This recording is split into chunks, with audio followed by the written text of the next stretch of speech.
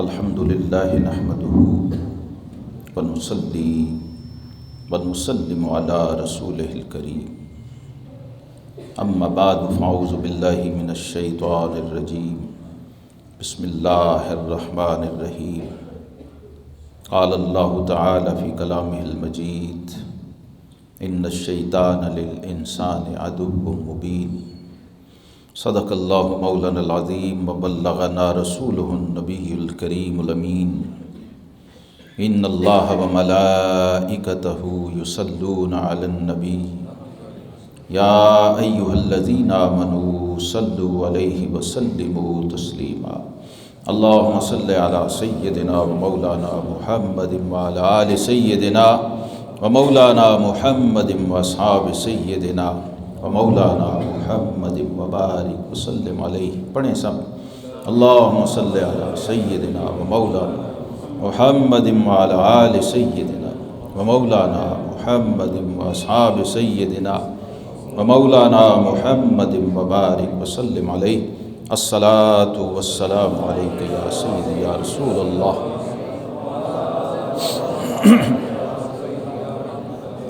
مولاي صل وسلم دائما ابدا علی حبیبک خیر الخلق کلہم. گرامی قدر حضرات علماء کرام، معززین سامعین و حاضرین، السلام علیکم ورحمۃ اللہ. یہ یقیناً بہت بڑی سعادت، اعزاز اور شرف کی بات ہے کہ ہم اس جامع مسجد گجراں والی میں، جو گجروں والی مسجد ہے، اس میں اللہ کے پاک کلام حکیم و قدیم، فرقان مجید، قرآن حکیم کے درس کے لیے جمع ہے. اللہ کا گھر ہے، اللہ کی کتاب ہے اور اللہ کے بندے ہیں. جہاں یہ تین چیزیں جمع ہو جائیں نا تو اللہ کے نوری فرشتے وہاں پرے باندھ کے نزول کرتے ہیں. صحیح مسلم شریف کی حدیث.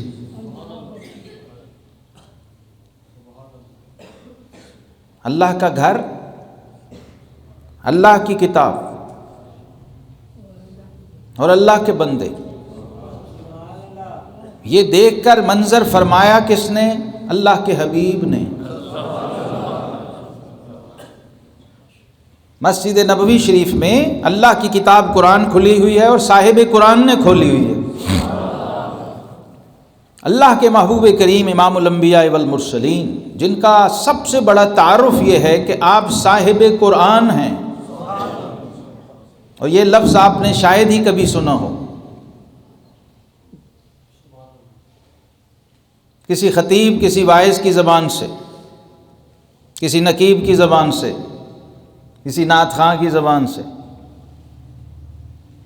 کہ ہمارے آقا کریم علیہ الصلاۃ والسلام صاحب صلی اللہ علیہ وسلم، صاحب قرآن. تو یہ بہت بڑا شرف ہے اور آپ سب لائق مبارکباد، خصوصاً یہ نوجوان جنہوں نے یہ ایفرٹ کی ہے، تمام کیا ہے. اور یہ ان کے اخلاص کا نتیجہ ہے کہ آج جتنی گھاٹیاں میں نے طے کی ہیں، میرا خیال ہے شاید زندگی میں کسی ایک سفر میں کی ہوں اکٹھے. اتنے تھوڑے سے اسٹاپ سے لے کے یہاں تک آنے میں جتنے زیر و بم، جتنے نشیب و فراز، اور العقبہ تو مل عقبہ کا وظیفہ قاری صاحب سمجھ سکتے ہیں. وما ادراک مل عقبہ. اللہ نے فرمایا یہ جو گھاٹیاں ہیں تمہیں کیا خبر یہ گھاٹیاں کیا ہیں. ہاں، تو اپنی اپنی نصیب ہے اور اپنا اپنا ذوق ہے. اب وہاں ہزاروں بندے جا رہے ہیں، کوئی اپنی ضرورت کو جا رہا ہے، کوئی اپنے مفاد کو جا رہا ہے، کوئی اپنی خواہش کو جا رہا ہے، کوئی اپنی من مرضی کو جا رہا ہے، اور کوئی راہ خدا میں جا رہا ہے گھاٹیاں تک. فرمایا سہل اللہ لہ طریق الجنہ. جب اس رستے پہ اللہ کا بندہ گامزن ہوتا ہے نا تو وہ گھاٹیاں پھر چونک کی گھاٹیاں نہیں رہتی، وہ جنت کی گھاٹیاں بن جاتی۔ سہل اللہ لہ طریق الجنہ، اللہ اس کے لیے جنت کے رستے کھول دیتا، آسان کر دیتا۔ اور اس خاکی، اس بشر کے پیروں کے نیچے اللہ کے نوری فرشتے اپنے پر بچھا رہے ہیں۔ آپ سوچئے جس کے قدموں کے نیچے فرشتے پر بچھا رہے ہیں اس کے سر کا عالم کیا ہوگا۔ تو فرمایا جب یہ لوگ اللہ کے گھر میں اللہ کی کتاب کھول کے بیٹھتے ہیں نا، اب تو اللہ ماشاءاللہ نصیب نہیں ہے۔ آپ سب لوگ باذوق محافل میں بیٹھنے والے، دینی نسبت رکھنے والے، اللہ ماشاءاللہ وہ حال ہو گیا ہے اب کہ آیت بس تبرکن پڑھی جاتی ہے، اس کے بعد تو کون اور میں کون، ترجمے کی بھی زحمت نہیں۔ اس کے بعد جو ہلہ گلہ اور جو شور اور جو بے ہنگم پن آج دین کے نام پہ ہو رہا ہے، نعت کے نام پہ ہو رہا ہے، جلسوں کے نام پہ ہو رہا ہے، بس شور شرابہ ہے، نعرے ہیں دونوں ہاتھ اٹھا لو، دونوں ہاتھ نیچے کر لو۔ اب تو یہ جو انسٹرومنٹس ہیں جسے مفتی منیب الرحمان صاحب ریلیجیس انٹرٹینمنٹ کہتے ہیں اور ان کو ریلیجیس انٹرٹینرز کہتے ہیں، وہ آ گئے۔ دین، بزرگوں نے کہا تھا، نہ ہے دین باقی نہ اسلام باقی، بس اسلام کا رہ گیا نام باقی۔ حدیث کا ترجمہ کیا ہے نبی کریم علیہ السلام نے فرمایا تھا، لا یبقی من الاسلام الا اسمہ ولا یبقی من القرآن الا رسم، او کما قال صلی اللہ علیہ وسلم۔ اسلام کا صرف نام رہ جائے گا اور قرآن بطور رسم پڑھا جائے گا، بطور رسم پڑھا جائے گا، قرآن کے فہم سے لوگ عاری ہوں گے۔ ابھی امام کا شعر آپ نے سنا ہے، بارہا پڑھتے ہیں، بارہا سنتے ہیں، لیکن ہوا میں اڑا دیتے ہیں، اندر تو اترتے نہیں نا۔ دین تو وہ ہے، نبی رحمت صلی اللہ علیہ وسلم نے فرمایا تھا کہ ایسے قاری آئیں گے، صحابہ کو کہا تھا رضی اللہ عنہم والوں کو، جن کو رب ذوالجلال نے کہا کہ میں ان سے راضی، یہ مجھ سے راضی۔ آج یہاں لوگ ایسے بھی آ گئے، ان سے بھی پھڈا ڈال کے بیٹھے ہوئے ہیں، ان سے بھی سینگ پھنسائے ہوئے ہیں، جن کا پیدا کرنے والا کہہ رہا ہے رضی اللہ عنہم ورضوا عنہ، یہ سارے کے سارے جمع کا صیغہ ہے نا۔ یہ جو میرے محبوب کریم علیہ السلام کی صحبت میں بیٹھنے والے ایمان کے ساتھ منصب صحابیت میں ہیں، یہ سب مجھ سے راضی اور میں ان سب سے راضی۔ اب وہ بندہ رب کا ہے جو رب جن سے راضی ہے، وہ انہی سے ناراض ہو کے بیٹھا ہوا، انہی سے جنگ ڈال کے بیٹھا۔ یہ سارے رضی اللہ عنہم ورضوا عنہ کی شان والے، ان کو فرمایا آقا کریم علیہ الصلوۃ والسلام نے، صحابہ کرام علیہم رضوان، کہ جب قرآن پاک کے ساتھ جڑ جاؤ گے، وابستہ ہو جاؤ گے، اس کا فہم حاصل کر لو گے تو دنیا پہ راج کرو گے، حکومت کرو گے۔ ان اللہ تعالی یرفع بہذا الکتاب اقواما ویضع بہ آخرین،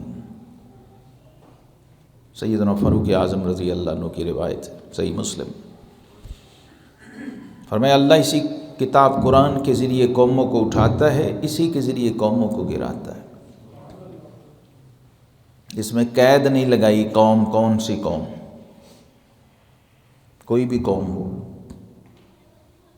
قرآن کی رینج بھی، جس نے قرآن اتارا ہے نا، یہ شروع میں 2-4 چیزیں میں آپ کو سمجھانا چاہ رہا ہوں تاکہ میرے ساتھ آپ نے چلنا ہے، ایک سفر ہم شروع کر رہے ہیں، اور یہ سفر کوئی رسمی نہیں ہے کہ آؤ ٹائم ٹپایا اور ڈانگل اور نعرے لگائے اور بس چلے گئے، نہیں۔ یہ جلسہ بھی نہیں ہے کہ اس میں ہم نعرے لگاتے رہیں، یہ درس ہے، یہ حلقہ درس قرآن ہے۔ یہاں ہم تعلیم و تعلم کے لیے آئے ہیں، افہام و تفہیم کے لیے آئے ہیں، اور اپنے آپ کو اس زمرے میں شامل کروانے آئے ہیں جن کو سید البشر اور خیر الانبیاء والمرسلین صلی اللہ علیہ وسلم نے بہترین لوگ کہا. ہم نہیں کہتے، ہم تو ہمارے میاں صاحب عارف کھڑی کہتے ہیں میں گلیاں دا روڑا کوڑا، محل چڑھایا سائیں. لیکن سائیں جب محل چڑھانے آتے ہیں تو وہ یہ تو نہیں نہ دیکھتے اس کی ذات کیا ہے، یہ سید ہے کہ گجر ہے. وہ تو کہتے ہیں نظر جنہ دی کیمیا وہ سونا کر دے وٹ، کرنی آپو اپنی کیا سید کیا جٹ. تو نبی کریم علیہ السلام نے فرمایا خیرکم من تعلم القرآن وعلمہ، تم میں بہترین لوگ وہ ہیں جو قرآن سیکھتے ہیں اور پھر قرآن سکھاتے ہیں. اور کیا چاہیے؟ زبان رسالت میں آپ صلی اللہ علیہ وسلم سے کسی کو یہ سند مل جائے تو پھر ساری دنیا جو مرضی کہتی رہے. یہ بہترین، اگر بہترین بننا ہے اور سند مدینہ طیبہ اور گنبد خضرا سے لینی ہے تو پھر قرآن و سنت سے جڑنا ہوگا. کیونکہ یہ اصول یاد رکھیے کہ نہ وہ شکل ویکھے نہ وہ عقل ویکھے، نہیں وہ ویکھدا فرما برداریاں. اور یہاں یہ نہیں چلتا انے وا کھاتا نہیں چلتا، اور اپنی مرضی کا عشق بھی یہاں نہیں چلتا. عشق ہوتا ہی وہ ہے جو محبوب کی مرضی کا ہو. سرے تسلیم خم ہے جو مزاج یار میں آئے، اس کو عشق کہتے ہیں. اب یہاں عشق کے نام پر جو جو وارداتیں ہو رہی ہیں یہ نقیبی صاحب کو پتہ ہے، یہ اس کے عینی شاہد ہیں، شامل ہوتے ہیں اس میں. جو وارداتیں ہو رہی ہیں، اور کوئی بدبختی کی انتہا ہے کہ وہ بابے بھی ڈنڈے والے قبروں میں چلے گئے جو روکا ٹوکا کرتے. اب جو جس کا دل چاہ رہا ہے وہ کر رہا ہے. خطیب اپنے حساب سے، نقیب اپنے حساب سے، نعت خواں اپنے حساب، اور نعت کے نام پہ پتہ نہیں کیا کیا کچھ کری جا رہا ہے، اسے یہی پتہ نہیں یہ نعت ہے بھی کہ نہیں. اب جو نعت آپ نے سنی ہے یہ نعت ہے، اور یہ بابا نے نعت کے کہاں سے لی ہے؟ اعلیٰ حضرت امام اہل سنت نے. ان کی ذرا کوالیفیکیشن ہی چیک کریں کبھی. نعت لکھنے کے لیے کتنی کوالیفیکیشن، میرٹ کیا ہے اس کا. اعلیٰ حضرت ایک، امام اہل سنت دو، مجدد دین و ملت تین، فقیہ اعظم ہند چار. یہ کوالیفیکیشن چاہیے. صاحب فتاوی رضویہ، صاحب کنز الایمان، صاحب ہدایت بخشش، اور سید شاہ آل رسول ما رہروی کی زندگی کا حاصل، جس کے مرشد نے کہا، حسنی حسینی سید پیر مرشد خود کہہ رہے ہیں، لوگوں نے کہا نا کہ آپ نے آتے ہی ان کو مرید کرتے ہی خلافت بھی دے دی. فرمایا تم تو صرف اتنا دیکھ رہے ہو، میں یہ دیکھ رہا ہوں کہ کل قیامت کے دن میرے رب نے پوچھا کہ شاہ آل رسول ما رہروی سید کہہ رہا ہے پٹھان کے بارے میں، پیر کہہ رہا ہے مدید کے بارے میں، یہاں ہم نے کیا کھاتا بنایا ہوا ہے؟ ہمارے معیار دیکھو اور اصل جینون سودا دیکھو. سید بادشاہ پیر صاحب کہہ رہے ہیں کہ کل حشر کے میدان میں میرے رب نے پوچھا کہ شاہ آل رسول ما رہروی کیا لایا ہے دنیا سے، کمائی کیا کی ہے؟ تو میں احمد رضا بریلوی کو پیش کروں. یہ اس بندے کی نعت آپ نے سنی ہے بھائی، جس پہ آپ کو سبحان اللہ نہیں کہنی جاتی. اس کے لیے ایک نقیب علیحدہ چاہیے. ایک بندہ کرائے پہ محفل میں رکھنا پڑتا ہے اس بات پہ کہ تو لوگوں کو سبحان اللہ کو آ. یہ ہمارا حال ہو گیا ہے، پستی کا، ذلت کا، زوال کا، جہالت کا، اور دن بدن اور نیچے دھنسی جا رہے ہیں کیونکہ کوئی پکڑنے والا ہی نہیں. ڈیفنس سسٹم ہے ہی کوئی نہیں، یہ الغار ہی الغار ہے. اور شیطان جیسا دشمن ہو جس کے مقابلے میں، جو غوث پاک کو کہتا ہے کہ تجھ سے پہلے میں نے 70 الٹائے ہیں تیرے جیسے. ہاں جی، واسطہ اس دشمن سے ہے جس کی تیاری کے لیے میں نے آپ کے سامنے قرآن اور تفسیر کھولی ہوئی. اور یہ درس شروع کیا ہم نے۔ دشمن کا پتہ ہی نہیں، دشمن کا طریقہ واردات نہیں معلوم۔ یہ جو تیاریوں والے تھے اعلیٰ حضرت امام اہل سنت، وہ کہتے ہیں ہوں اپنے کلام سے نہایت محظوظ۔ کہتے تو سبحان اللہ کہے نہ کہے، میں اپنے کلام پہ خود ہی سبحان اللہ کہتا ہوں اپنے کلام سے۔ کہتے ہیں میں جدو اپنا کلام پڑھنا تو بڑی چس آتی، بڑا مزہ، حظ اٹھاتا ہوں اپنے کلام سے۔ کیوں کہ بے جا سے ہے المنت للہ محفوظ۔ میرے کلام میں کوئی دو نمبری نہیں ہے، بے جا کوئی بات نہیں، کوئی فضول بات نہیں، کوئی معیار سے گری ہوئی بات نہیں۔ بے جا سے المنت للہ محفوظ، کیوں؟ کیونکہ قرآن سے میں نے نعت گوئی سیکھی۔ یہ اعلیٰ حضرت فرما رہے ہیں، امام اہل سنت صاحب کنز الایمان فرما رہے ہیں قرآن سے میں نے نعت گوئی سیکھی، یعنی رہے احکام شریعت ملحوظ۔ نعت وہ ہوتی ہے جس میں احکام شریعت ساتھ ساتھ چل رہے۔ کوئی چیز جس کی نعت پڑھ رہا ہے اس کے مزاج سے، اس کی شریعت سے، اس کے حکم سے، اس کے طریقے سے ٹکرا نہ رہی ہو۔ اور اس کے لیے جو تیاری چاہیے وہ اسی نعت میں انہوں نے بتائی ہے جو ہمیں یاد نہیں ہے۔ وہ کہتے ہیں انہیں جانا، نمبر 1 پہلا سٹیپ انہیں جانا۔ کیوں، کیسے جانا؟ قرآن کے ذریعے۔ انہیں جاننے کا پہلا سب سے بڑا سورس قرآن ہے اور دوسرا سورس حدیث ہے۔ ان دو کے بغیر کسی کو ہوا بھی نہیں لگ سکتی نعت کی۔ اور خود اعلیٰ حضرت نے کہا یہ تلوار کی دھار ہے، نعت تلوار کی دھار ہے، اگر بڑھا کے سرحد الوہیت میں چلا جائے تو بھی ایمان جاتا ہے، اگر گھٹا کے کمی کر کے تنقیص شان کر دے تو بھی ایمان جاتا ہے۔ اونچی آواز ہوئی عمر کا سرمایہ گیا۔ تو تیاری جہاں ہے اس کو تو نے کبھی ہاتھ بھی نہیں لگایا، اس سے کوئی تعلق ہی نہیں ہے، تو تو کیسے میلاد کرے گا، کیسے محفل نعت کرے گا؟ بھائی تو کیا کرے گا؟ تو صرف شیطان کو راضی کرے گا، پیسہ بھی لگائے گا، خرچہ بھی کرے گا، بناوٹ بھی، تصویریں بھی، فلیکسیں بھی چھپیں گی، پورے ظاہری سارے لوازمات دنیا کے ہوں گے، لیکن اس میں دین نہیں ہوگا، اس میں اللہ رسول کی رضا نہیں ہوگی، تو وہ محفل ہو سکتی ہے؟ اس میں نعت والے کی بات ہی نہیں ہوگی، تو ساری اپنی باتیں ہی سنائی جا رہا۔ وہ بابے ہیں، وہ کہتے ہیں کہ نہ کوئی یار دی گل سنا سن، نہ علماں وچ پھسا سن۔ تو اپنی باتیں ہی سنائی جاتا ہے۔ کیوں جی ثنا خان صاحب؟ وہ جی مجھے یہ بڑا، یہ اس کی چودھری صاحب نے فرمائش کی ہے جی۔ کیوں جی؟ یہ گواہ بیٹھے ہو، یہ فلانے صاحب نے کی ہے جی، یہ حاجی صاحب نے، یہ انہوں نے۔ اور میں کیا، خدا کے بندے، جس کی نعت ہے اس سے بھی تو پوچھ لے کہ پڑھنے کے قابل بھی ہے کہ نہیں۔ ہم تو نعت اسے مانتے ہیں کہ مدینے والا سوئے ہوئے کو آ کے بصیری کو جگا کے کہے بصیری سنا میرا قصیدہ بولنا۔ ہمیں تو وہ نعت آتی ہے، مولا یا صلی وسلم دائما ابدا هو الحبیب الذی ترجا شفاعتہ۔ نعت تو وہ ہوتی ہے نا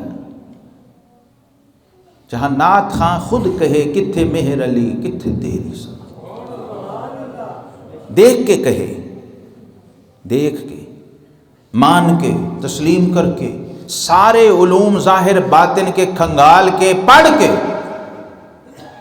پھر کہے، اپنے وقت کا علوم کا پہاڑ ہو، روحانیت و معرفت کا سمندر ہو، علم ظاہر و باطن کا امام ہو، حسنی حسینی سید زادہ ہو، اور سیال کے شمس کا فیض یافتہ ہو، جس پہ مرشد بھی فخر و رشک کرے۔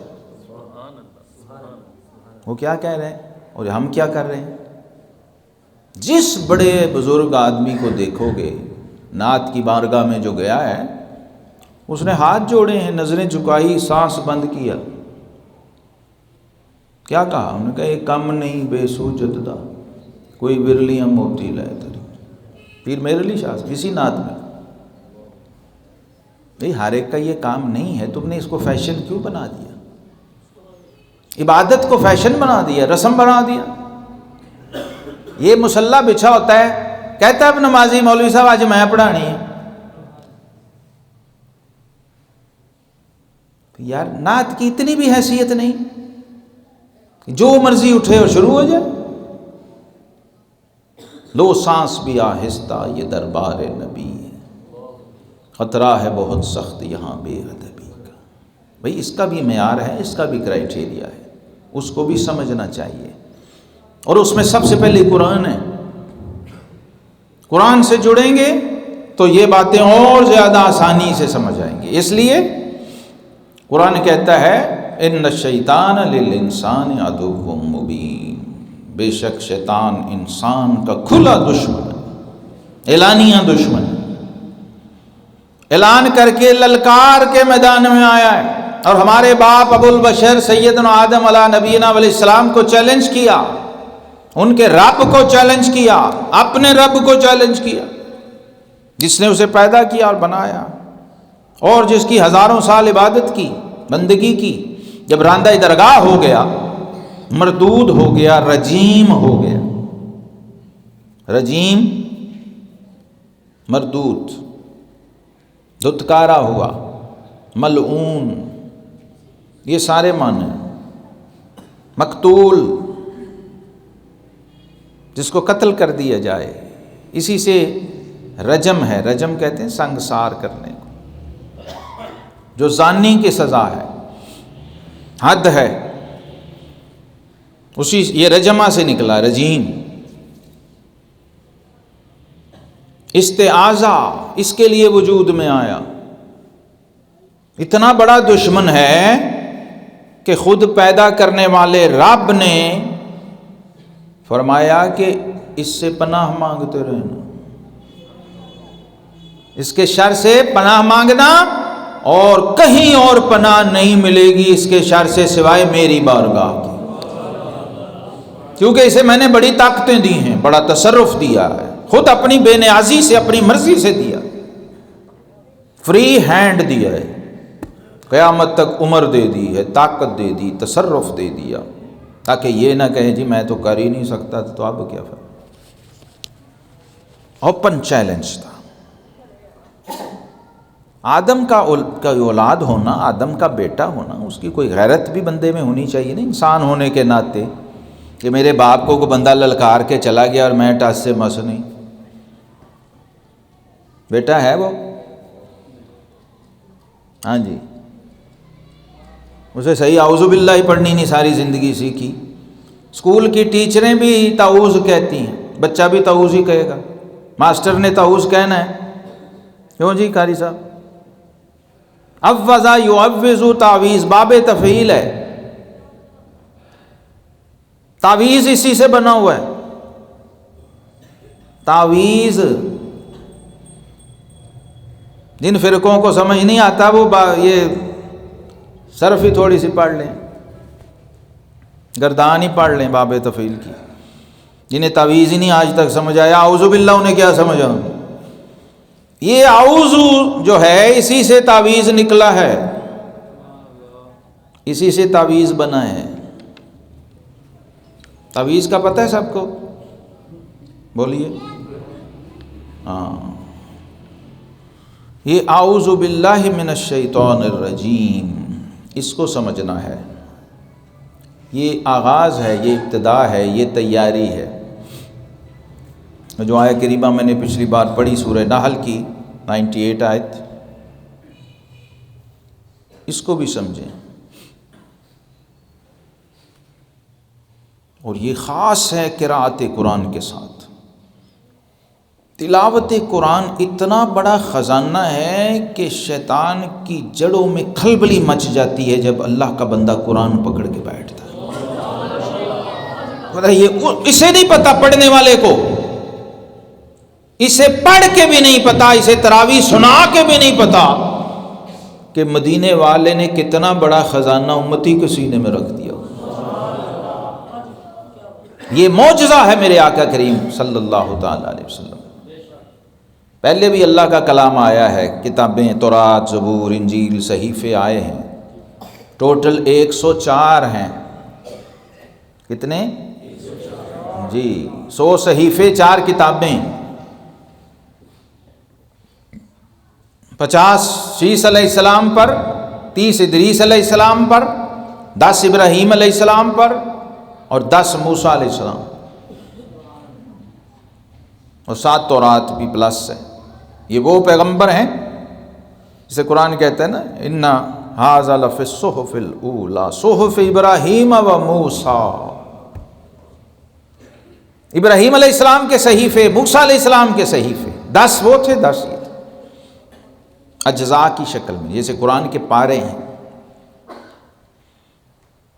سوچئے ذرا، وہاں ایک ایک پیغمبر کو 10 صحیفے، اور یہاں تنہا محبوب کو 30 پارے، 114 سورتیں۔ اس میں فرق سمجھیے۔ بعد میں یہ کرنے لگا تھا کہ پہلی امتیں، ساتھ ساتھ قرآن کا تعارف بھی آپ کو کرواتا جاؤں میں تھوڑا تھوڑا شروع میں، کیونکہ ہم ابتدا کر رہے ہیں ابھی، اور یہ امت پہ قرض ہے ابھی تک قرآن کا تعارف امت پہ قرض ہے، خصوصاً اہل سنت پہ تعارف بھی نہیں ہے کہ یہ کتنا بڑا خزانہ ہمیں دے دیا۔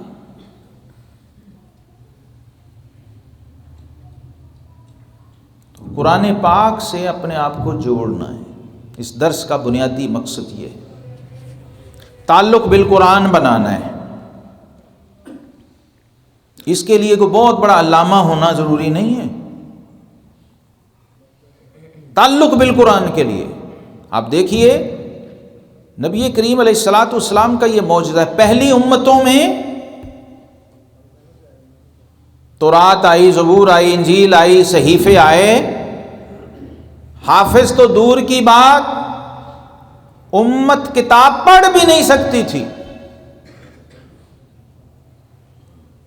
پیغمبر کتاب پڑھتے تھے، امت صرف سنتی تھی۔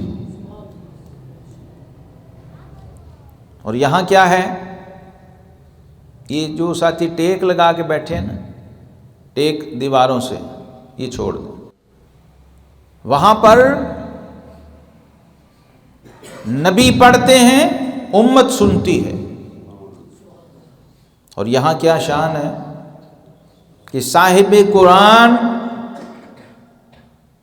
سیدنا ابی ابن کعب رضی اللہ تعالیٰ، جو سید القراء ہیں صحابہ میں، پہلی تراویح کے امام، ذرا سنو، اور وہ سبحان اللہ کہو جو سبحان تک جائے، وہ والی جس کے تم عادی ہو نا، وہ نہیں چاہیے، فرمائشی، جبری، زبردستی کی، میرے تیرے کا منہ دیکھ کے نہیں، اس پہ کوئی درخت جنت میں نہیں لگتا بھائیو، اس پہ کوئی درخت، الٹا کوئی لگے ہوئے چھن جائیں وہ میں ضرور کہہ سکتا ہوں، پہلے لگے بھی واپس لے لو ان کے بدبختوں سے، انہیں کلمہ پڑھ کے بھی سمجھ نہیں آئی یار، کہ سبحان اللہ ہوتی وہ ہے جو سبحان کے لیے نکلے، اور وہ نکل نہیں سکتی جب تک سبحان نہ چاہے۔ تو جا جو مرضی کر لے، زور لگا کے دیکھ، وہ جس پہ جنت پہ درخت لگنا ہے نا، وہ جب سبحان کے رحمت کے نور کی تجلی کا چھٹا پڑنا ہے تو پھر اندر سے اٹھنی ہے کہ سبحان کے لیے کہو، سبحان کے لیے، سبحان اللہ، سبحان کے لیے، وہ ہے سبحان، وہ ہے جنت کا پھل، اور اس سے لگتے ہیں جنت میں درخت، وہ سبحان اللہ کہا کرو۔ صحابہ کا ذوق دیکھو، تعلق جن کا جوڑا تھا آقا کا، خود تو آقا کریم علیہ السلام کا کیا تعلق ہوگا قرآن سے، کہ خود نازل کرنے والا کہہ رہا ہے وَرَتِّلِ الْقُرْآنَ تَرْتِيلًا، جس کا کلام ہے، جس نے اتارا ہے، وہ رب حبیب سے کہہ رہا ہے حبیب میں سن رہا ہوں، تھوڑا تھوڑا آہستہ آہستہ، ذرا ٹھہر ٹھہر کے پڑھ۔ جب اکیلے ہوتے تھے تہجد میں اس کے لیے اشتہار نہیں چھاپے جاتے، تہجد کے لیے صلاۃ و تسبیح پڑھنی ہو تو اشتہار نہیں چھاپتے کہ آج 12:30-1 بجے راتی جماعت جلسہ، حضرت صاحب نے 4 رکعتاں پڑھنی ہیں تو پورے جہان چ وقت پائے۔ نماز کیا ہوگی یار؟ تیرا دل تو ہے صنم آشنا، تجھے کیا ملے گا نماز میں؟ وہ جو اکیلے کرنے کے کام تھے تو نے اسے بھی مجمع بنا دیا یار، تماشا بنا دیا۔ تو عبادت کی روح ہی جاتی رہی، فیشن بنا دیا عبادت کو بھی، مارکیٹنگ، کمرشلزم۔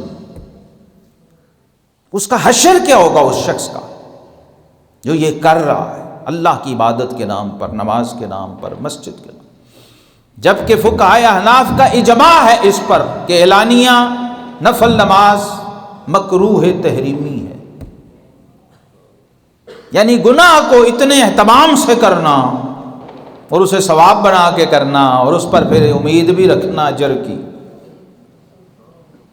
میں بتا رہا ہوں کہ ہمارے آقا کریم علیہ السلام نے کل حیات طیبہ میں تہجد کی نماز، فرق کتنا ہے جو گئے ہیں مواجہ شریف پہ، فاصلہ کتنا ہے کہ اللہ کے حبیب علیہ السلام ایک قدم اٹھائیں اپنے حجرہ مبارک سے اور دوسرا رکھیں تو ریاض الجنہ میں، جنت کے باغ میں۔ تو اب سوچو رب نے جس کے گھر کی گلی میں جنت بچھائی ہو کہ میرے محبوب جب تم آؤ تو آگے جنت بچھی ہوئی ہے تیرے قدموں کو چومنے کے لیے، اس محبوب کا بارگاہ الہی میں مقام اور شان کی۔ اور جب وہ قرآن پڑھتے ہوں گے لیکن مسجد میں نہیں، اپنے حجرہ میں، یہ گنبد خضرا والے میں۔ اور ہماری کتابوں میں ہے کان النبی صلی اللہ علیہ وسلم یصلی جمیع السنن والوتر فی بیتہ، منیت المصلی کی عبارت ہے یہ کہ نبی کریم علیہ السلام نے کل حیات طیبات، تمام نفل، تمام سنتیں اور تمام وتر ہمیشہ اپنے گھر کے اندر اپنے کاشانہ نبوت میں ادا فرمایا۔ کل زندگی کا معمول ہے۔ یہاں عمرے کا ٹکٹ ڈھونڈتے پھرتے ہیں، مدینے والے نے اتنے لوٹا دیے ہیں، اتنے رحمت للعالمین نے لوٹا دیے ہیں کہ 1 روپیہ بھی تیرا نہ لگے، تجھے گلہ بھی نہ رہے کہ میں نہیں جا سکا، میری پرچی نہیں نکلی۔ فرمایا 2 رکعت نفل وضو کر کے مصلی بچھا کے اپنے گھر کے اندر پڑھ لے، میری مسجد نبوی میں پڑھنے سے بھی زیادہ ثواب ہے۔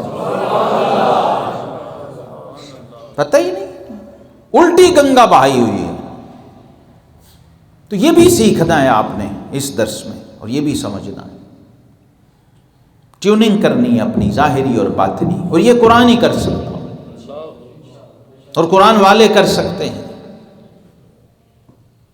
جن کو خیار حکم فرمایا آقا کریم علیہ السلام، یعنی اگر بہترین بننا چاہتے ہو تو دائرہ قرآن میں آ جاؤ، یا سیکھنے والے بن جاؤ یا سکھانے والے بن جاؤ۔ ذرا کرم کی انتہا دیکھو، یہی نہیں کہا صرف سکھانے والے بہترین ہیں، فرمایا جو بھی سیکھنے بیٹھ جائے وہ بھی ساتھ ہی شامل ہے، جو اہتمام کر رہے ہیں، جو کوشش کر رہے ہیں، جو ایفرٹ کر رہے ہیں۔ کتنا بڑا شرف ہے، کتنا بڑا اعزاز ہے کہ نوری فرشتے جس محفل میں حاضری کو ترستے ہوں اور انتظار کرتے ہو کہ کب اللہ کا گھر کھلے، کتاب اللہ کی کھلے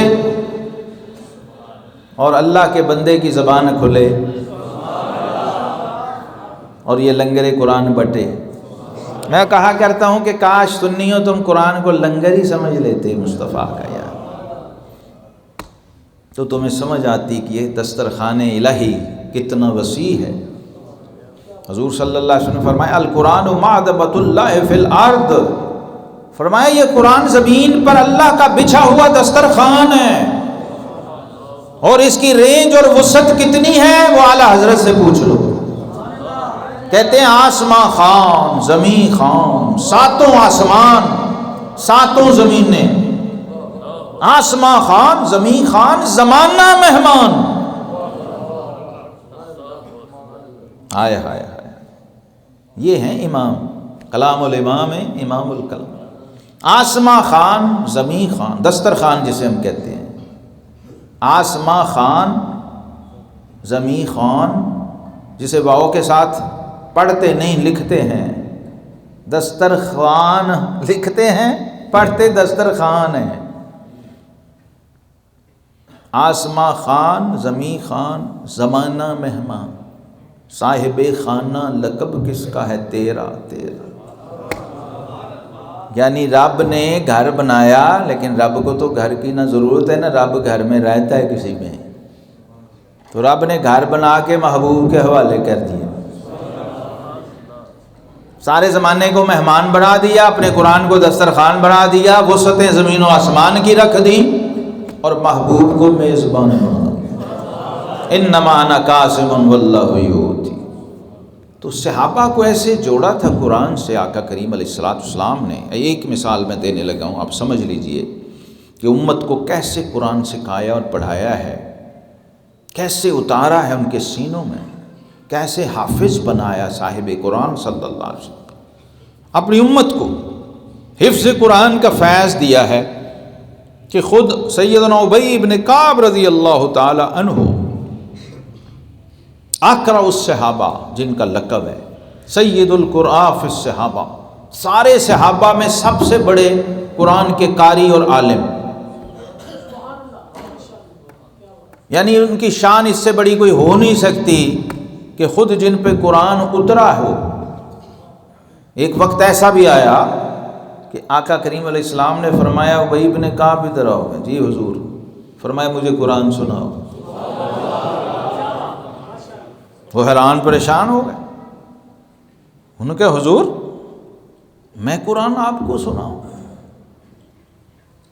حالانکہ قرآن آپ پہ اترا ہے، ہم نے تو پڑھا ہے، آپ پہ تو ایک ایک آیت، ایک ایک لفظ اور ایک ایک حرف آپ کے علم نشرہ کے سینے پہ نازل ہوا۔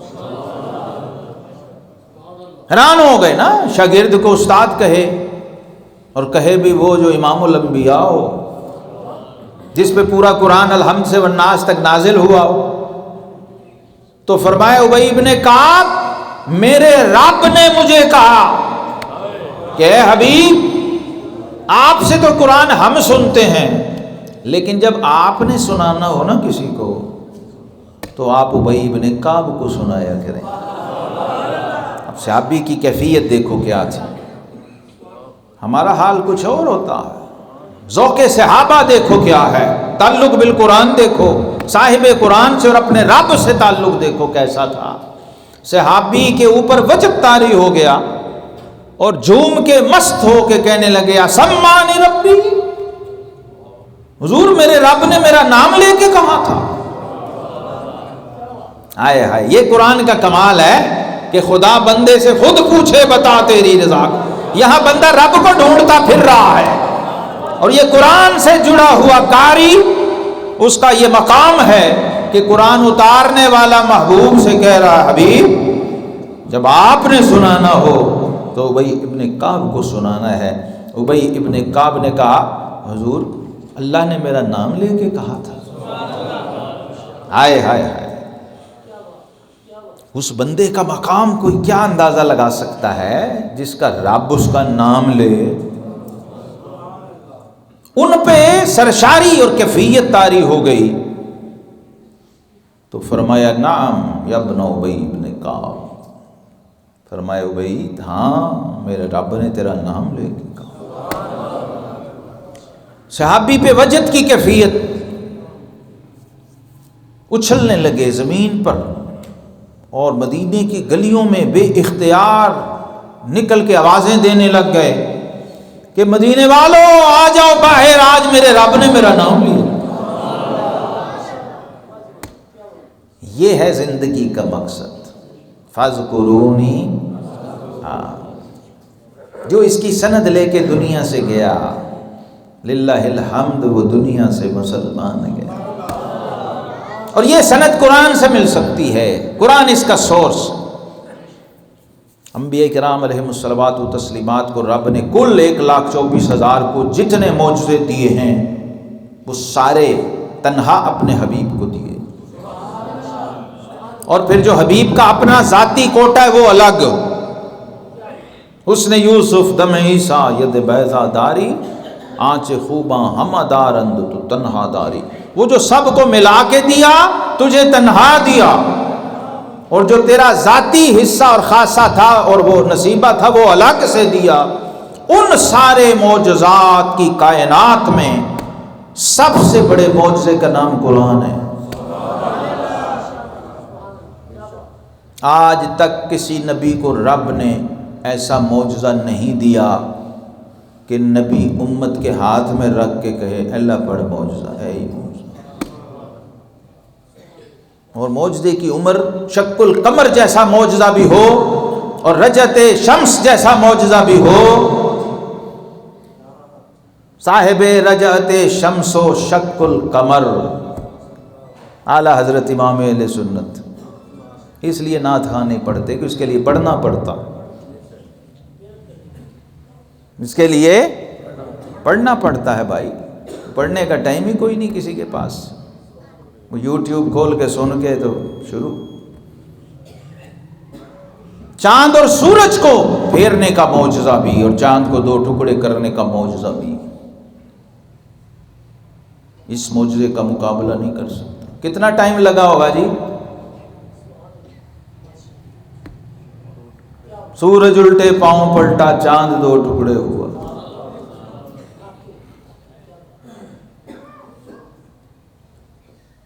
یہ زمانہ ایسا ہے کہ اگلا مصرع نہ پڑھو، اتنے سے ہی سمجھاؤ لوگوں کو. دعوت فکر دو اور دستک دو. ہاں، کیونکہ عقل مندہ را اشارہ کافی ہے. عقل و شعور کی ہوا ہو تو اشارہ ہے، اور اگر نہیں ہے تو پھر جو مرضی کر لو.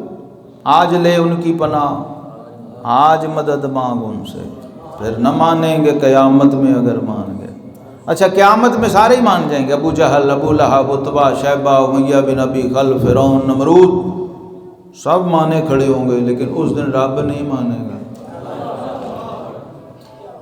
تو میں تو محبوب سے وعدہ کیا وہ تو نے پورا کرانا ہے. تم سب سے نعتیں پڑھانی ہیں، تم سبحان اللہ نہ کہو. وہ رب نے تو اپنے محبوب کی نعتیں ہندو سے، سکھ سے، یہودی سے، عیسائی سے بھی لکھوائی بھی ہیں، پڑھوائی بھی ہیں. تو مسلمان ہو کے اس کو سمجھنا ہو اس بات کی، کلمہ پڑھ کے، تو بد نصیبی، محرومی کی بات ہے. تو نبی رحمت صلی اللہ تعالیٰ علیہ وسلم کی شان کو بھی ہم قرآن کے بغیر نہیں سمجھ سکتے. ایک تو شان کو ویسے ہی پوری تو سمجھ ہی کوئی نہیں سکتا نا، لیکن جتنے ذرائع ہیں انہیں تو اختیار کرو بھائی. ایسا بھی کوئی عاشق دیکھا ہے دنیا میں ہاتھ پہ ہاتھ دھر کے بیٹھا ہو ویلا؟ یہاں دیکھو عشق کی یہ انتہا ہے. اس کی مثالیں بڑے بڑے ائمہ نے دی ہیں یہ والی، کہ یہ حضور کا صحابی کو کہنا مجھے قرآن سنو، اس کا کیا مطلب ہے؟ ضرورت تھی؟ رب سنے حضور سنائیں، حضور سنے رب سنائیں. امتی کی کوئی گنجائش ہے بیچ میں؟ بخاری میں عبداللہ ابن مسعود سے کہا قرآن سناؤ، کیونکہ وہ بھی قرآن ایسا پڑھتے تھے کہ جبریل بھی داد دیتے تھے. ابو موسیٰ اشعری رضی اللہ عنہ ایسا قرآن پڑھتے کہ صاحب قرآن کے چلتے قدم رک جاتے. حضرت حذیفہ کے غلام سالم مولا حذیفہ ایسا قرآن پڑھتے کہ حضور علیہ السلام پہ سرشاری کا عالم طاری ہو جاتا تھا، اور جا کے کہتے سالم شکر ہے میرے رب کا جس نے تجھے میرا امتی بنایا. ہائے ہائے، یہ قرآن کا کمال ہے. ایسا قرآن پڑھتے تھے اور غلام تھے، کوئی بڑے سردار جگیردار وڈیرے نہیں. لیکن غلام مصطفیٰ کا ہو وہ تخت سکندری پر وہ تھوکتے نہیں۔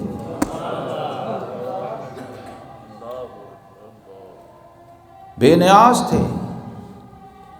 تخت سلیمان، میں سمجھوں مجھ کو تخت سلیمان مل گیا، تھوڑی سی جا ملے جو تیرے در کے سامنے۔ یہ وہ لوگ تھے، یہ وہ خوش نصیب لوگ تھے جنہوں نے اپنی زندگی کے مقصد پائے پھر دنیا سے گئے۔ اور وہ مقصد میں آج آپ کو بتا رہا ہوں، بھولنا نہیں، کہ آپ کا رب آپ کا نام لے۔ جو بھی آپ ہیں، مدینے والے کے امتی ہیں، کلمہ پڑھا ہوا ہے نا، اور فرمائشی سبحان اللہ آج سے نہ میں سنوں، ہاں جی، اصلی خالص، میرا سودا بڑا سچا اور سچا ہے، تو میں اس میں ملاوٹ کا قائل نہیں ہوں۔ ہاں جی، دو نمبری چلتی نہیں، وہاں کر کے گھر ہی رکھ لو محفل، جتنے مرضی پیسے لگا دو۔ ہاں جی، بے پر کا پرندہ کبھی اڑ سکتا ہے؟ ہاں، تو پاری نہیں اس بیچاری محفل نے کیا اڑنا ہے۔ اور جو پروں والی ہوتی ہے وہ بھنے ہوئے چنے اور چھولے ہی بانٹے دے نا، شاہ ولی اللہ صاحب کے والد صاحب، تو وہ محفل ایسے پرواز کر کے مدینے پہنچتی ہے کہ مدینے والا خود آ جاتا ہے دلی میں محفل کرانے والے کے گھر۔ ہاں جی، محفلیں ہو، اہل سنت کا تو عقیدہ یہ ہے، محفل وہی ہوتی ہے جو محفل والے تک لے جائے۔ درس قرآن کا مطلب ہی یہ ہے کہ صاحب قرآن کی بارگاہ میں ہماری حاضری لگے، یہ مقصد ہے۔ اور وہ ڈراموں سے، ایکٹنگوں سے، بناوٹوں سے، تصنع سے نہیں لگتی، نہ وہ شکل ویکھے نہ وہ عقل ویکھے۔ یہاں الٹی گنگا ہے کہ جو وہ محبوب دیکھتا ہے وہ تو لاتا نہیں، اور جو وہ دیکھتا نہیں وہ تو لیے لیے پھرتا ہے۔ تو کیسے بات بنے گی بھائی؟ میاں صاحب عارف کھڑی فرماتے ہیں، جیڑا کسے دا عاشق ہوئے، اتنا تو سب کو پتہ ہے نا، اور یہ حدیث پاک کا ترجمہ ہے، گجروں کے بادشاہ نے کیا، حضرت عارف کھڑی شریف میاں محمد بخش صاحب رحمۃ اللہ علیہ۔ من احب شیئا اکثر ذکرہ، جیڑا کسے دا عاشق ہوئے وہ گل ہو سی۔ عالم پنجابی بولے، عربی بولے، فارسی بولے، انگلش بولے، پیچھے قرآن اور حدیث کا نور ہے، اور بات محبوب کی کرے، گالوں سے دی کر۔ مزہ یہ ہے، ایمان اس کو کہتے ہیں، تعلق اس کو کہتے ہیں۔ اور جہاں فرمائش کرنی پڑے، لاڑ لاڑ کے یاد دلانا پڑے کہ یار تو جو کسی کا عاشق ہے اور تیرا بھی کوئی محبوب ہے، تو وہ ساتھی کہتے ہیں مشکانس کے خود ببویت نہ کہ اتار بگوئے۔ تو کہتے ہیں مشک وہ نہیں ہوتی جو پنساری بتائے، پنساری کو بتانا پڑے یہ مشک پہ ہی ہے، تو ایسی مشک پہ لعنت نہ بھیجے یار، اس کو کرنا کیا؟ وہ مشک وہ ہے جو مچے۔ عشق اور مشک اس کا تعارف نہیں کرانا پڑتا، یہ خود مچتا ہے، اور پھر دنیا دیکھتی ہے کہ واقعی یار کسی نے عشق کیا ہے اور کسی نے مشک لگائی ہے۔ اور مدینے والے کی مشک کا تو پھر عالم ہی کیا ہے کہ فرش پہ لگے تو عرش پہ ہلے جاتے ہیں اس کو۔ یہ وہ دکان ہے جسے میاں صاحب نے بخاری شریف کی حدیث کا ترجمہ کیا ہے، سودا پاویں مول نہ لئیے ہلے آن ہزاراں۔ یہ وہ محفل ہے، یہ درس قرآن، ذکر اللہ اور ذکر مصطفیٰ صلی اللہ تعالی علیہ وسلم، یہ وہ محفلیں ہیں جہاں سے پیسوں کے بغیر ہی مفت ہلے مل رہے ہیں، پھر بھی نہ کوئی لے۔ تو اب دیکھو اتنے بڑے خزانے پڑے ہوں اور یہ کلاش مفلس غریب آدمی چینی بھی نہیں خرید سکتا، اس کو بھی ٹینشن پڑی ہوتی ہے کہ بڑی مہنگی ہو گئی ہے۔ ایسا مدینے والے کا لنگر دیکھو، 1450 سال 1443 ہجری آ گیا اور آج بھی مدینے کا سخی لٹا رہا ہے، کوئی قیمت نہیں۔ رحمت حق بہا نمی جویت، رحمت حق بہانہ می جو ید. یہ جو سبحان اللہ ہے نا، میں تو اس نتیجے پہ پہنچا ہوں کہ یہ مدینے والے آقا کا لنگر ہے. کیوں کہ فرمایا تھا ترمذی شریف میں صحابہ کو کہ جب جنت کے باغوں سے گزرو تو خوب پھل کھاؤ. صحابہ بھی حیران ہو گئے. اب سوچو، فرق دیکھو، پچھلی امت کا ہر نبی اپنی امت کو جنت کی صرف خبر اور بشارت دے کے گیا ہے کہ اگر کامیاب ہو گئے، پاس ہو گئے، فلاح پا گئے تو ملے گی. حساب کتاب میں کامیاب ہو گئے تو جنت. اور یہاں مدینے والے آقا علیہ الصلوۃ والسلام کی شان کیا ہے؟ وہاں جنت کے لیے مرنا شرط ہے، اور یہاں مدینے والے نے فرمایا تو نے جانا بھی کہیں نہیں، جنت خود آئے گی تیرے پاس. حضور علیہ السلام نے اپنے امتیوں کے بارے میں یہ فرمایا، الجنت تشتاق الی مقداد و عمار و علی و سلمان. فرمایا لوگ تو جنت کے مشتاق ہوتے ہیں نا، میرے غلاموں میں ایسے بھی ہیں جنت خود جن کی مشتاق رہتی ہے ہر وقت. رب سے روز کہتی ہے مولا یہ علی کب آئیں گے جنت میں، یہ صدیق اکبر کب آئیں گے، فاروق اعظم کب آئیں گے، عثمان ذو النورین کب آئیں گے، مقداد کب آئیں گے، عمار کب آئیں گے، سلمان کب آئیں گے، بلال. ہائے ہائے ہائے، جس کے بلال کا یہ عالم ہو کہ فرش پہ قدم رکھے تو عرش پہ آہٹ آئے، جس کے قدموں کی چاپ عرش پہ سنائی دے، اس تاجدار کا اپنا عالم کیا. قیاس کنز گلستان من بہار مرا. تو اس لیے اقبال نے کہا تھا اپنی ملت پر قیاس اقوام مغرب سے نہ کر. اپنا مل لگوانا ہو تو یورپ اور فرانس اور لندن اور وائٹ ہاؤس کی منڈیوں میں نہ جایا کر. ہاں جی، کیونکہ تیرے مطابق وہاں ریٹ لگ ہی نہیں سکتا. انہیں پتہ ہی نہیں کہ تو ہے، تیرا کانٹینٹ کیا ہے، تیری جنس کیا ہے، تیرا میٹیریل کیا ہے. وہ تیرا مل کیا لگائیں گے، وہ تجھے ٹکے ٹوکری بیچ دیں گے، را میٹیریل میں ڈال کے پھینک دیں گے. تیرا اصل مل وہاں لگنا ہے جہاں بلال اور سلمان کا لگا، جس منڈی میں. ہاں، یہ شعور قرآن سے نصیب ہوگا، تعلق بالقرآن سے، کیونکہ قرآن آئینہ ہے جلوہ مصطفیٰ کا. لوگ آتے ہیں نا صحابہ ام المومنین سیدہ عائشہ صدیقہ رضی اللہ عنہ سے پوچھتے حضور علیہ السلام کے مزاج، اخلاق، عادات، طبیعت. یہ عاشق کی نشانی ہے. عاشق کو پتہ ہونا چاہیے میرے محبوب کو کیا اچھا لگتا ہے، کیا نہیں اچھا لگتا. اچھا یہاں الٹا ہی عاشق ہے، جسے بھی دیکھو وہ محبوب کو اپنی مرضی تھوپنے نکلا ہوا ہے. مجھے یہ اچھا لگتا ہے، مجھے یہ پسند ہے، مجھے یہ چاہیے. وہ ڈیمانڈنگ لسٹ لیے پھرتا ہر وقت. تجھے تو عشق کی عین بھی نہیں کبھی نصیب ہو سکتی بھائی. عاشق تو وہ ہوتا ہے کہ حسن یوسف پہ کٹی مصر میں انگشت زنا، اور سر کٹاتے ہیں تیرے نام پہ مردان عرب. تیرے نام پہ جب تیری امت کے مردان خدا اپنے سر کٹاتے ہیں، وہ تو جنت کا تصور بھی نہیں لاتے بیچ میں. عشق تو دنیا ہی دوسری ہے، عشق کی دنیا ہی اور ہے. وہ جنت کو جلا دیتی ہے، جہنم کو بجھا دیتی ہے. تو بھی بیچ سے نکل. ہاں، ورنہ وہ شرک سمجھتے ہیں عاشق جو ہیں اس کو. ابھی تو توحید و شرک وہ ہمارے والا تو لوگوں نے سنا ہی نہیں. داتا صاحب والا اور غوث پاک والا اور رابعہ بصریہ والا اور جنید بغدادی اور با یزید بستامی والا، وہ تو کہتے ہیں تو غیر کے لیے سبحان اللہ کہے وہ بھی شرک ہے.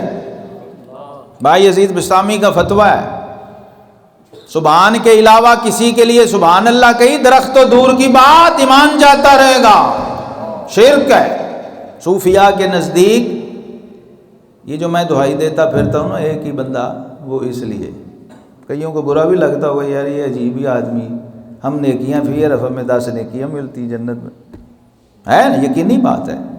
لیکن کہتا ہوں وہی بات، سمجھتا ہوں جسے حق. شریعت اور طریقت دونوں کسوٹیوں پہ جب تک کوئی چیز پوری نہ ہو میرے منہ سے نہیں نکلتی الحمدللہ۔ تول کے سودا میں دیتا ہوں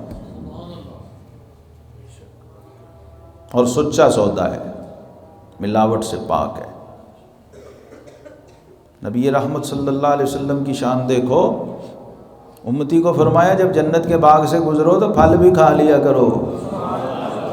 بھائی جنت یہیں اسی دنیا میں جیتے جی؟ فرمایا ہاں، اذا مررتم بریاض الجنت فرتعوا، جب جنت کے باغوں میں جاؤ تو پھل کھاؤ۔ عرض کیا وما ریاض الجنت یا رسول اللہ، حضور جنت کے باغ کون سے ہیں؟ فرمایا ذکر کے حلقے، جہاں قرآن کھلا ہو، اللہ کا گھر ہو۔ تو فرمایا نزلت علیہم السکینہ وحفتہم الملائکہ، اللہ کی طرف سے وہ چیز جسے آج دنیا ڈھونڈتی پھر رہی ہے یہاں برس رہی ہوتی چھما چھم۔ سکینہ، peace, peace of mind, peace of heart, peace of body, سکون، تسکین، چین، اطمینان، سکینہ۔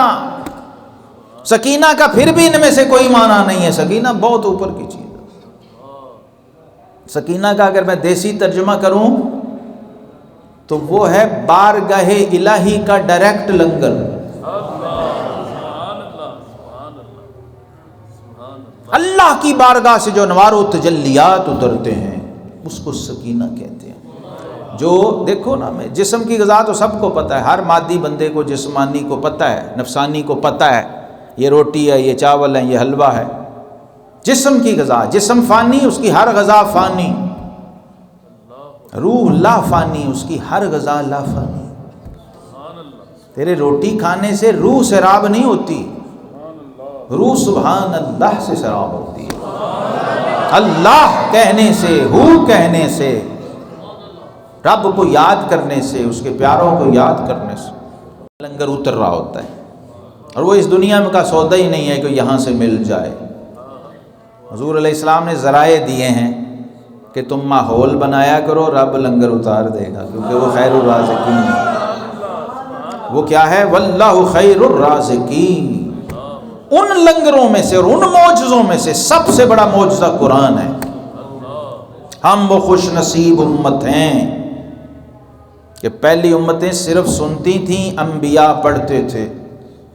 حضور نے اپنی امت کے علماء کو وہ منصب، وہ مرتبہ اور وہ شان دی ہے کہ پہلے نبی پڑھتے تھے، امتیں سنتی تھیں۔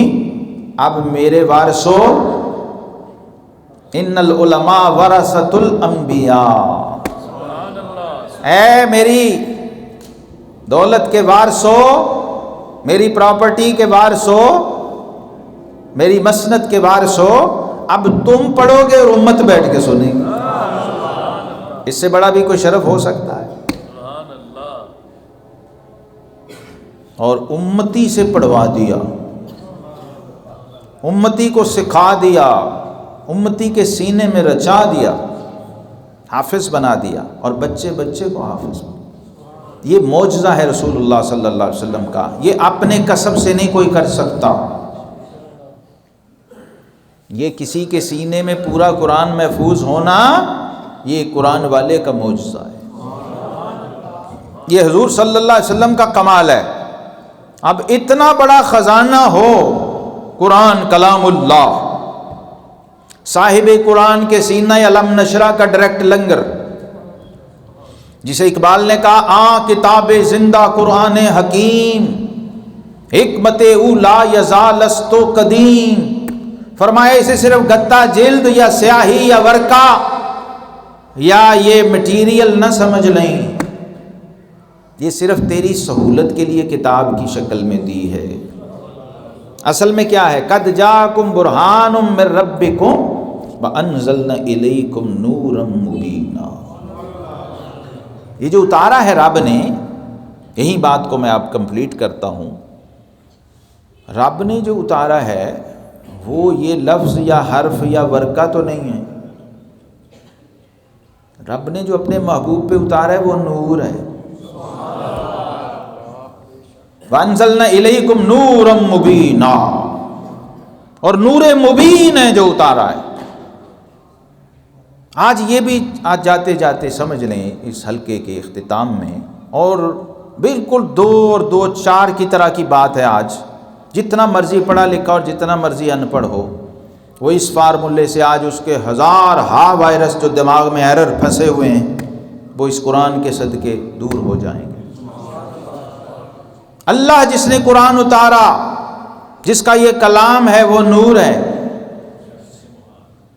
اور جس کے ذریعے اتارا روح القدس جبریل امین، وہ بھی، اور جو قرآن اتارا وہ بھی۔ آپ ذرا چین بنائیں، ترتیب بنائیں، صغرا کبرا بنائیں، لاجیکل ایک سکیل بنائیں۔ جس نے اتارا وہ بھی، جس کے ذریعے اتارا، اور جو اتارا تو جس پر اتارا۔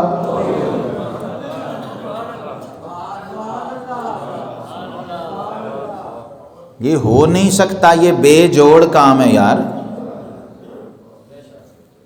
یہ خلاف عقل سلیم ہے۔ یہ کام تو موچی لوہار ترخان نہیں کرتا۔ موچی کو بھی پتہ ہے جوتی سی رہا ہوں تو اس میں لویا یا لکڑی نہیں لگانی، کیا لگانا ہے؟ چمڑا۔ موچی کو پتہ ہے، درزی کو پتہ ہے میں کپڑے سی رہا ہوں تو اس میں کیا لگانا ہے؟ اس میں ضرورت پڑ جائے، اگر پھٹ گیا کپڑا تو لکڑی لگائیں گے، لوہے کا پیوند لگائیں گے۔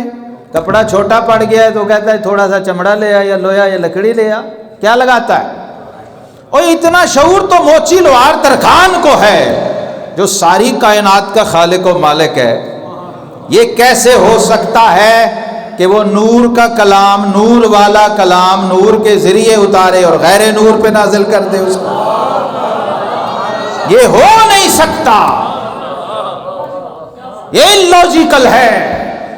اور ہمارا دین دین فطرت ہے، اسلام دین فطرت ہے۔ اس لیے یا تو صاحب قرآن کی نورانیت کا انکار کرنے والوں، سب سے پہلے تمہیں رب کے نور کا انکار کرنا پڑے گا۔ رب کا نور ہونا، جبریل کا نور ہونا، قرآن کا نور ہونا۔ آج تک کسی مسجد کے ممبر سے، محراب سے، مینار سے یہ آواز سنی ہے آپ نے؟ اے لوگوں، قرآن کتاب ہے، نور نہیں ہے، یہ دیکھو گتا، یہ دیکھو جلد، یہ دیکھو ورقہ، یہ نور ہے؟ یہ کاغذ؟ بولو، سمجھ لو، اچھی طرح کام آئے گا پھر۔ یہ نور نہیں ہے بھائی، یہ کون سی مل ہے جی؟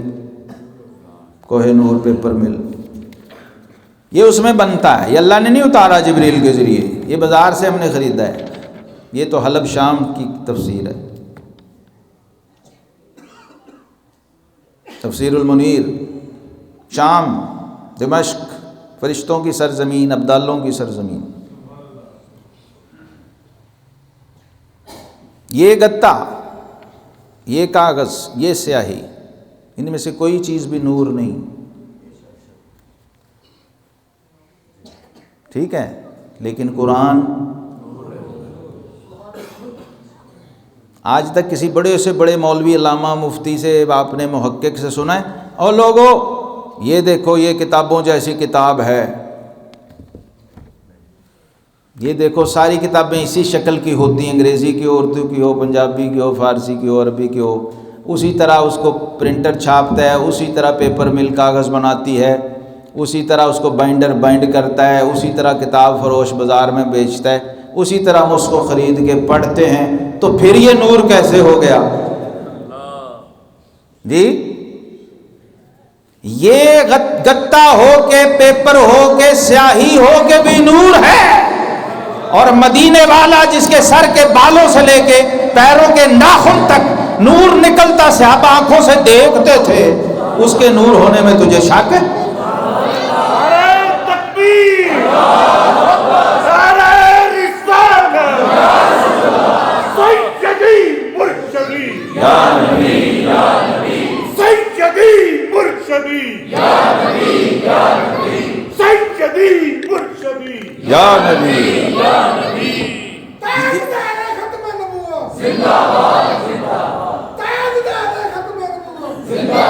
یہ بات اتارو اپنے رگو پے میں. اس کے لیے کسی مناظرے، کسی دلیل، کسی بحث کی ضرورت نہیں، تھوڑی سی عقل شعور چاہیے، موچی لوہار ترخان جتنی. موچی لوہار ترخان کے لیول پہ بھی آ جاؤ نا، کاریگر ہو، اناڑی نہ ہو. ہمارے جیسا ہو تو ٹھوک دے گا، لگا دے گا، کپڑے کیل سے سی رہا ہو. اناڑی کا تو یہ کام نہیں، بے سوچت دا. یہ بات میری سمجھ آ گئی جناب؟ کوئی ہے جسے نہ آئی ہو؟ امت میں کوئی فرقہ نہیں ہے جس کا رب کے اللہ نور السماوات والارض، اللہ کے نور ہونے میں اختلاف ہو کسی کا. امت میں کوئی فرقہ نہیں جس کا جبریل کے نور ہونے میں اختلاف ہو. امت میں کوئی فرقہ نہیں جس کا قرآن کے نور ہونے میں اختلاف ہو. بھائی اگر صرف بشر ہونا یہ دلیل ہے کہ یہ نور نہیں، تو پھر کتاب تو قرآن بھی ہے. اور پہلی لائن ہی اس کی سورہ بقرہ کی یہ ہے، ذالک الکتاب، یہ ہے ہی کتاب، ہاتھ میں پکڑی جاتی ہے، دیکھ کے پڑھی جاتی ہے، ورقے پہ چھپتی ہے، جلد بنتی ہے.